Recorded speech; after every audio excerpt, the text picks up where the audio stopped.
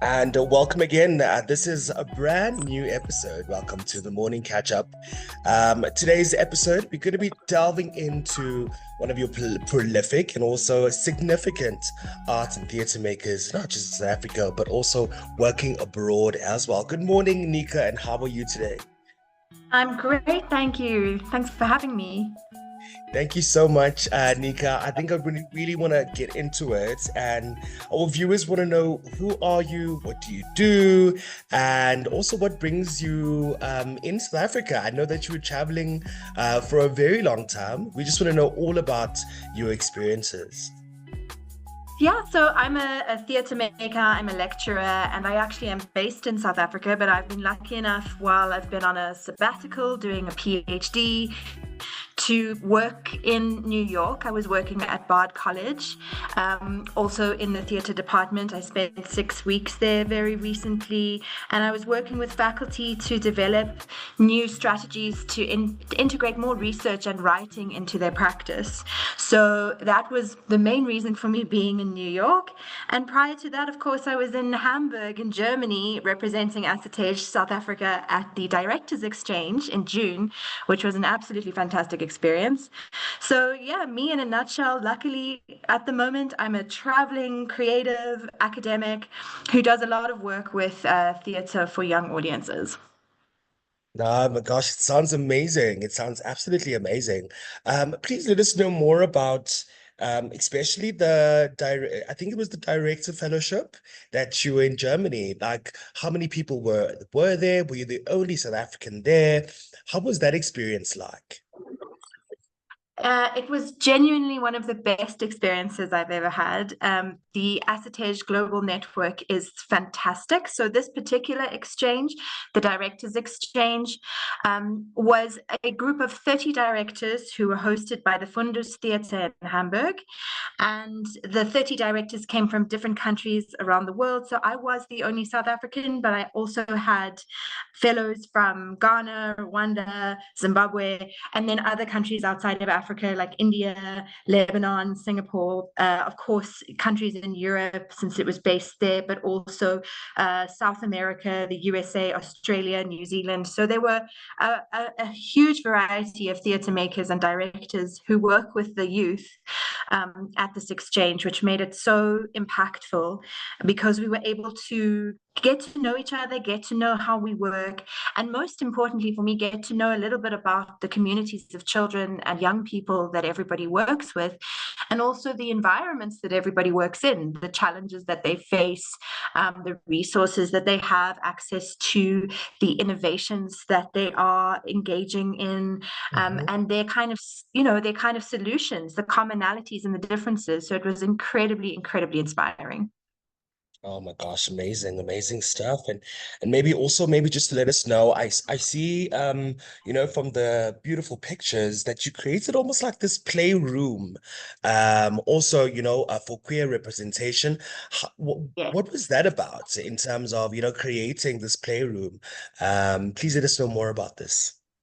So the playroom, the pictures that you see with the kind of rainbow carpets and stuff, that was actually a set of a production that the Fundus Theatre put on for us. So it's a production that they had. We were sort of at the end of their run. They, in German, the title of the production translates to kind of beauty machine, and the production was all about what makes us beautiful and what makes us who we are. And they had, because they are a research orientated theatre for the youth, they research issues that are central to the youth in their area, and then they make work that responds to those issues. And one of the issues that are facing their youth, and ours as well in particular, is this idea of being accepted, finding belonging. And one of course of those areas that we look into is queer representation, queer identity. And so the different rooms that they created in this show sort of dealt with different aspects of a person's identity and what makes them beautiful. And that was the kind of the rainbows that you see in the pictures. So we were lucky enough to be treated as an audience, to see the production and then to talk about the process, and also to see another production during the week that the Fundus Theatre produced. Amazing stuff. And maybe just I mean as final kind of questions, I want to know maybe the difference in terms of theater for young children, in places like Europe and New York as compared to South Africa. Do you think there's a major difference in terms of, firstly, creators or even directors? Are the works different? And also maybe just talk about accessibility. Do we as South Africans really have enough, access to theatre for young children in South Africa, as compared to other places, would you think? Well, I think this is a kind of global issue in the sense that the main difference is resource. So I found that the countries that sort of had more resource and funding and money and venues and space, that those kind of opportunities that were more open to those creatives in Europe and in the USA, in New Zealand and Australia, of course they still apply for funding and they have those challenges, but not to the extent that those of us in Africa do. And so they have a lot of structures in place to allow for development of Yeah. productions for children, for youth and for communities. So that to me is the major difference. So for example, this theatre that was hosting us is a theatre that's dedicated entirely to creating theatre for the youth. And yes, we do have those kinds of theatres here, but the kind of resource that theatre has, they have sort of two theatre spaces. They work all year round. They have repeating productions. They have permanent actors, and they bring groups of children in regularly to help them develop these productions. So the children grow with the theatre and then grow into the industry, or are always supportive of the industry. So it kind of gets this beautiful loop.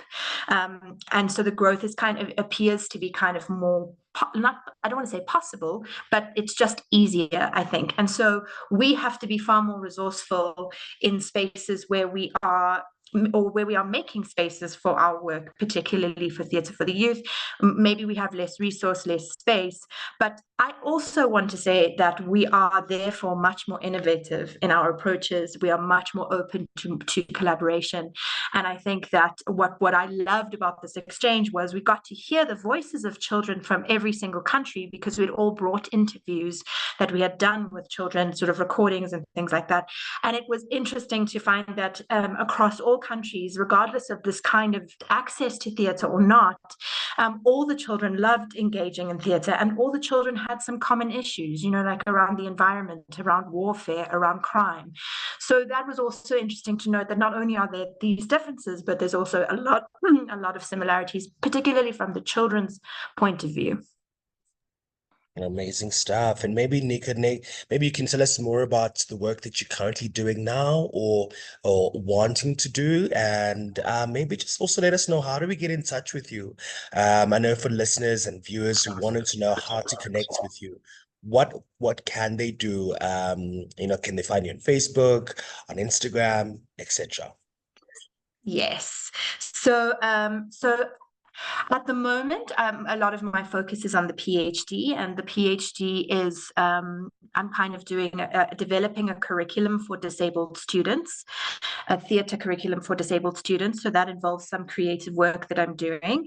But in terms of coming back and being inspired by this exchange, one of the approaches I really wanted to borrow from the Fundus Theatre was to not be afraid of bringing children into the research and development process of making theatre, and to really so one of the visions that I have is to create a production based on or using the research from the youth here, and creating an immersive theatre production that they can kind of be a part of as creatives and not just audience members. So that would sort of form part of my creative pathway, the next project that I'm envisioning. And of course, once the PhD is done, I hope there'll be more time for that.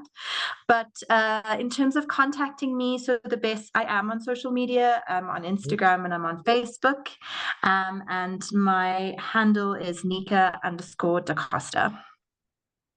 Neka Da Costa. Thank you so much, Nika. This was an amazing experience, and I really am inspired by the work that you're doing. And I just wish you all the best for the work that you still continue to do and will do Thank in you. the future.